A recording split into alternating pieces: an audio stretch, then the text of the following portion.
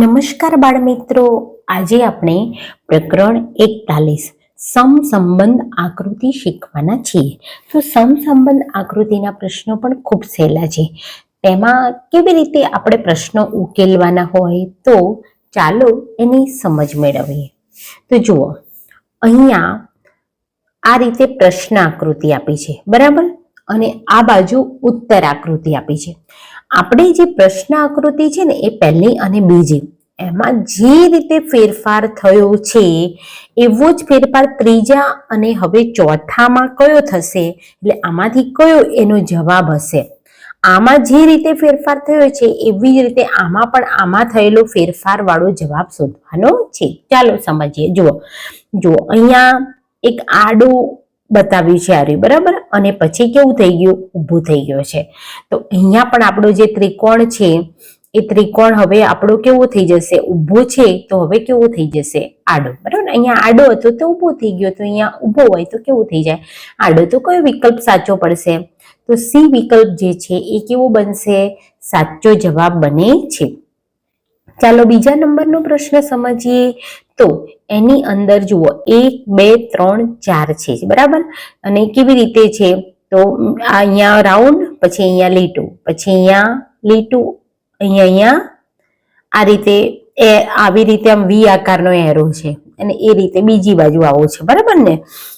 તો હવે શું થયું છે એ જોઈએ. તો જુઓ, આ જે લીટા વાળો છે એ પહેલો આવી ગયો, રાઉન્ડ વાળો બીજો આવી ગયો, અને આ જે હતો એ ખાલી જગ્યા બદલી છે. આની જગ્યા ત્રીજા નંબરમાં, ત્રીજાની ચોથા નંબરમાં. તો હવે આપણે પણ એવો જ જવાબ શોધવો પડશે ને. તો આમાંથી જુઓ, આનું બંનેનું પહેલા બીજાનું સ્થાન બદલવાનું છે, એટલે પહેલા બીજાનું સ્થાન બદલી એવો કયો વિકલ્પ છે? તો હવે આપણને ખબર છે કે આ જે ગોળ વાળો છે એ પહેલું આવવું જોઈએ, તો આમાં પણ પહેલું છે, પણ આમ નથી, આ બાજુ છે, એટલે એક આ વિકલ્પમાં છે, આમાં છે ને આમાં છે, ત્રણમાં છે, બરાબર. પછી ટી વાળું જે છે આવું, એટલે લીટા વાળું બીજું નંબર આવવું જોઈએ. તો આમાં પણ છે, આમાં પણ છે, આમાં પણ છે. ઓકે, ચલો હવે આ બંનેના સ્થાન બદલતા હોવા જોઈએ, એટલે આવા છે જે એ બંને બદલાઈ ગયા છે, એટલે આપણે આને આ જે છે એ આ બાજુ ત્રીજા નંબરનું ચોથામાં, ચોથા નંબરનું ત્રીજામાં. તો ચાલો એવું કયામાં થયું છે, તો અહીંયા જોઈશું આપણે. તો જુઓ, ફક્ત આ જે વિકલ્પ છે ને એમાં એના સ્થાન એવી રીતે બદલાયેલા છે. તમે જોશો એટલે તમને આવડી જાય એવું જ છે, બરાબર. ચાલો ત્રીજા નંબરનો પ્રશ્ન અહીંયા જુઓ. તો શું છે, તો આ બેટ જે છે એ એનું આ રીતે આવું હતું, અહીંયા હાથો, તો એ હાથો અહીંયા આવી ગયો. એવી રીતે આ અહીંયા હોય તો ક્યાં આવી જાય હવે? તો જુઓ, અહીંયા આ રીતે હતો, બરાબર ને, નીચે, તો અહીંયા આવી ગયો. તો અહીંયા હવે ઊભો છે, તો આપણે ક્યાં આવી જશે? તો કઈ બાજુ આવશે? જુઓ, આને આ નીચે હતું તે છેક આ બાજુ આવી છે, તો આપણે કઈ બાજુ આવશે? અહીંયા છે, તો આમ નહીં આવે, આ ખોટો પડશે, આ જવાબ સાચો પડશે, કારણ કે આપણો આ તો અહીંયા છે, આનું આટલે હતું, અને કેટલું રોટેશન કર્યું? તો આટલેથી આટલેથી આટલે, એટલે 90 90 90 270 નું રોટેશન કરે છે. એવી રીતે આપણો પણ આ હાથાનું પણ 270 નું જ રોટેશન જોઈશે, બરાબર ને.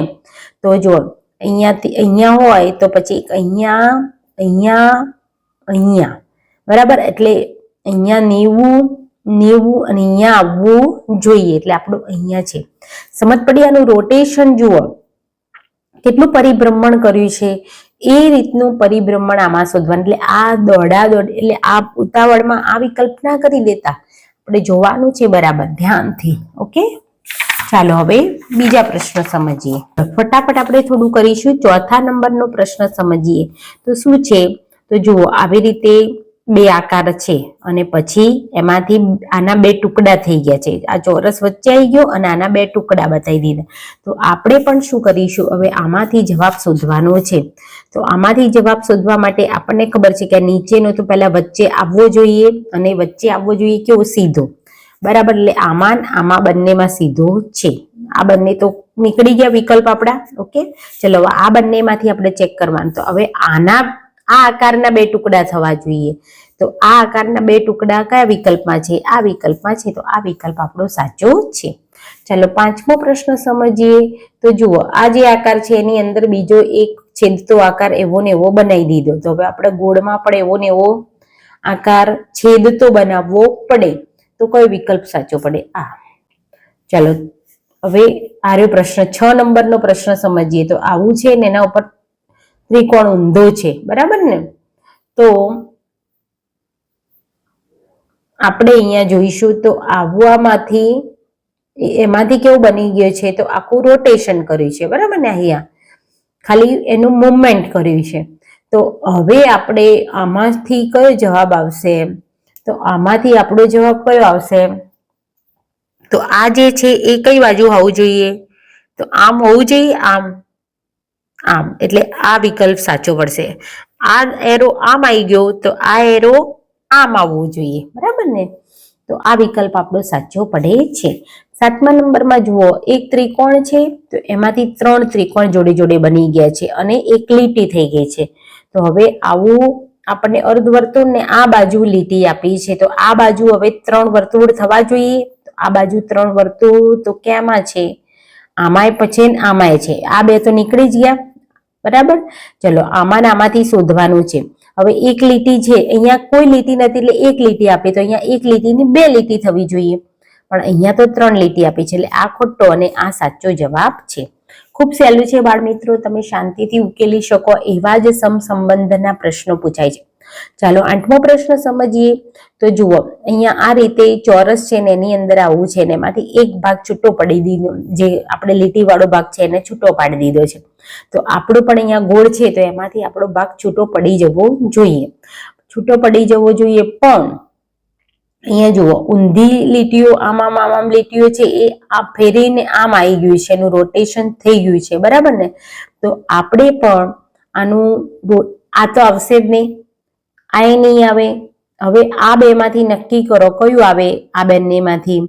તો આ બંનેમાંથી કયો જવાબ આવશે? તો આ જવાબ આવે છે, બરાબર ને? તમે ધ્યાનથી જોશો એટલે. ચાલો 9મો પ્રશ્ન જુઓ, એલ છે, ઊંધો એલ થઈ ગયો, તો આ જે છે એને ઊંધું કરી દેવાનો છે. તો ઊંધું શેમાં થયેલું છે? ફક્ત આ વિકલ્પમાં થયેલું છે. ચાલો 10મો પ્રશ્ન સમજો. ગોળ છે ને એની અંદર પ્લસનું નિશાન છે, અહીંયા ચોરસ છે અને એની અંદર આ રીતની કરીને મીંડા વાળું છે. તો હવે આપણું આ જે ગોળ છે એની આમાં કેવી રીતે જો કર્યું છે? ગોળ છે એની અંદર વત્તાકારનું નિશાન છે, બરાબર ને? તો આમાં પ્લસમાંથી પહેલા ચોરસ બનાવી દીધો છે, બરાબર? ચોરસ બનાવી દીધો છે, અંદર આવી રીતના રેખાખંડ છે એટલે ચોરસ બનાવીને આવું આપી છે. તો અહીંયા જુઓ, અહીંયા તો આવી રીતની છે, આમ આમ ને આમ. જુઓ કેવા મીંડા આપ્યા છે, આવા ભરેલા, એવા નહીં, આપણે કોરા મીંડા જોઈએ. એટલે આ વિકલ્પ આપણો સાચો છે. 11મો પ્રશ્ન સમજો. તો અહીંયા ચોરસ ઉપર ત્રિકોણ, તો શું બની ગયું છે? તો ચોરસ બહાર નીકળી ગયું, એની અંદર ત્રિકોણ આવી ગયો, અંદર એક આકાર થઈ ગયો. તો હવે આપણે પણ આમાંથી કયો વિકલ્પ, આમાં કયો ફેરફાર થશે તો તે જોઈશું. તો આપણું ઘર ક્યાં છે એ બહાર નીકળી જવું જોઈએ, એટલે કે પંચકોણ આકાર બહાર નીકળી જવો જોઈએ, એની અંદર ચોરસ આવી જવો જોઈએ, અને એની અંદર જુઓ અહીંયા 4 હતા તો અહીંયા પંચકોણ આવી ગયો, તો આપણો પંચકોણ આકાર હોય તો અંદર ષષ્ઠકોણ આવવો જોઈએ. એટલે આ વિકલ્પ સાચો છે, બરાબર? તમારે ધ્યાનથી સ્ક્રીનશોટ પાડીને જોઈ લેવાનું. અહીંયા જુઓ, 2 ત્રિકોણ આવી રીતે ઉપર નીચે એટલે ઊંધા સીધા મૂકેલા છે, અને તો આડા થઈ ગયા, બરાબર? ઊભામાંથી આ રીતે થઈ ગયા છે. તો આપણું પણ અહીંયા આ રીતનું જે છે એમાંથી શું થવું જોઈએ? અને વચ્ચે મીંડું આવી ગયું છે, તો આપણું પણ આ જે પ્રશ્ન છે ઊંધા થવા જોઈએ ને. જો આ ઊંધા છે તો હવે આપણે આ રીતે થવા જોઈએ. આ વિકલ્પ સાચો છે. 13મો જુઓ, તો આ રીતે આવું છે, તો એની અંદર ગોળ મોટું થઈ ગયું છે અને ત્રિકોણ અંદર જતું રહ્યું છે. તો હવે આપણે કયો આકાર બહાર નીકળશે? તો ચોરસ મોટો થઈ જશે અને તીર અંદર જતું રહેશે. તો બધામાં એવું તો છે ચોરસ ને તીર, પણ આ તીર કેવું છે? આવું છે. તો હવે કેવું થવું જોઈએ? ઊંધું થવું જોઈએ, કારણ કે આમાં ત્રિકોણ ઊંધો થઈ ગયો, તો આમાં તો સીધો છે એટલે આ જવાબ ખોટો. ચલો આમાં ઊંધો છે પણ કેવો છે?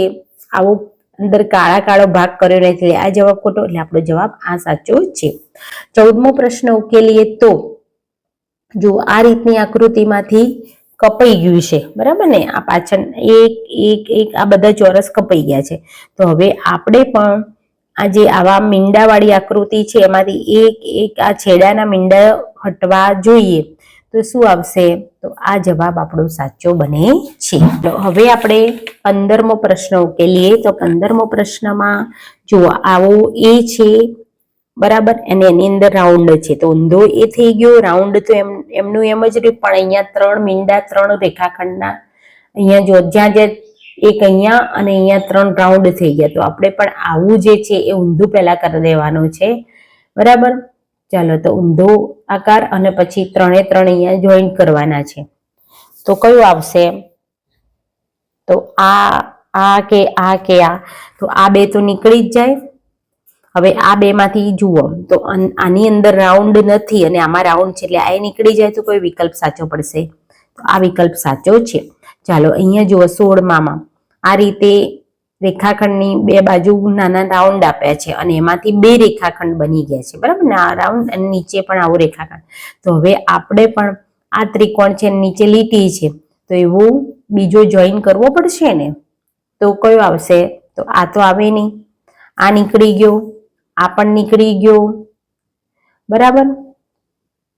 હવે આ પણ નીકળી જાય અને ફક્ત આ જવાબ સાચો પડે છે. ચાલો, 17મો પ્રશ્ન જુઓ. આવી રીતે સમલંબ ચતુષ્કોણ છે ને અહીંયા કાટખૂણો બતાવ્યો છે આ રીતે. તો એવી રીતે આ ઊંધું ફરી ગયું છે. તો હવે આપણે આ આકૃતિમાં પણ ખાલી ઊંધું ફેરવી દેવાનું છે. તો આ નીકળી ગયો, આ નીકળી ગયો, આ નીકળી ગયો, ફક્ત આ વિકલ્પ સાચો છે. 18મો પ્રશ્ન જુઓ. તો આ રીતનું જે છે એમાંથી આવું બની ગયું છે. આવું બની ગયું છે એટલે શું થઈ ગયું છે? આ ચોરસ અહીંયા આવી ગયું, આ બંને જોડાઈ ગયા છે. આ વી અને આ વી જે છે ને ઊંધો ને સીધો, એ બંને જોડાઈ અને આ રીતે બની ગયા છે, બરાબર. આ વી અને ઉપર આ નીચેનો વી બંને જોડાઈ ગયા એટલે ઉપર આવો વી બની ગયો છે. વચ્ચે આવી રીતનું લઈ લીધું છે અંડાકાર અને ચોરસ છે. તો અહીંયા જોઈએ તો અહીંયા શું થશે? તો ચલો, આ ગોળ જે છે એ ગોળ તો રહેવું જ જોઈએ, આપણને ખબર પડી ગઈ.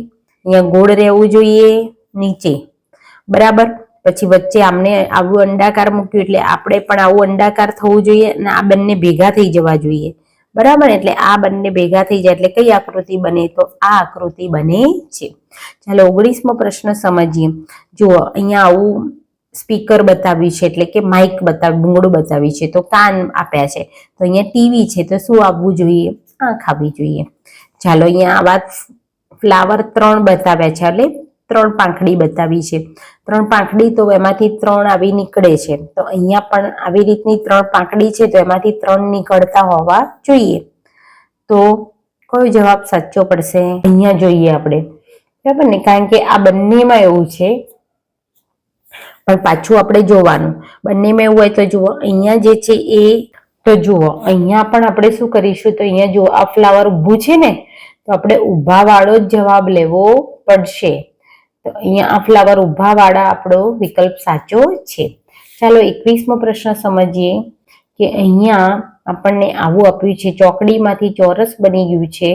તો આ રીતમાંથી શું બનવું જોઈએ? તો જુઓ, અહીંયા આવું આપ્યું છે ને વર્તુળની અંદર આ રીતની. તો હવે ગોળ તો નીકળી જવું જોઈએ. ગોળ નીકળી જાય તો એમાંથી શું બની જાય? તો આને બધાને જોઈન કરતા રેખાખંડો બનાવવાના છે. તો શું બને? ષટકોણ આકાર બને. અહીંયા 2 રેખાખંડ છેદતા હતા એટલે એમાંથી ચોરસ બન્યું, બરાબર ને. તો અહીંયા 3 છેદતે છે, તો એમાંથી શું બનવું જોઈએ? ષષ્ટકોણ. 2 માંથી 4 બને તો 3 માંથી ષષ્ટકોણ. ચલો, વી, તો અહીંયા વી ની નીચે મીંડું, તો ડબલ્યુ, તો ડબલ્યુ ની નીચે કેટલા મીંડા આવવા જોઈએ? 2 આવવા જોઈએ, ત્યારે એ વિકલ્પ સાચો પડે. આવો એસ, તો આ રીતે એની આપણને આ ઊંધી આકૃતિ આપી છે, બરાબર ને, ઉપર મીંડું છે. તો પી માં પણ શું કરવું જોઈએ? તો પી ને આપણી આ રીતે ડાબી જમણી બાજુ ઉલટાવી જોઈએ, એટલે ક્યુ અને ઉપર મીંડું, એટલે આ વિકલ્પ આપણો સાચો બને છે. તો જુઓ બાળ મિત્રો, આજે મેં તમને સમજાવ્યા એ આપણે પ્રકરણ 41 સમસંબંધ આકૃતિ એના પ્રશ્નો હતા, જેમાં સમસ્યા આકૃતિ આપી હોય અને સામે ઉત્તર આકૃતિ આપી હોય. આપણે ઉત્તર આકૃતિમાંથી એનો વિકલ્પ પસંદ કરવાનો હોય, પણ સમસ્યા આકૃતિને આપણે ધ્યાનથી અવલોકન કરવાનું હોય. પહેલી આકૃતિમાં જે ફેરફાર થયો છે, પહેલા અને બીજામાં જે સંબંધ હોય, ત્રીજા અને ચોથામાં આપણે શોધવાનો થાય છે.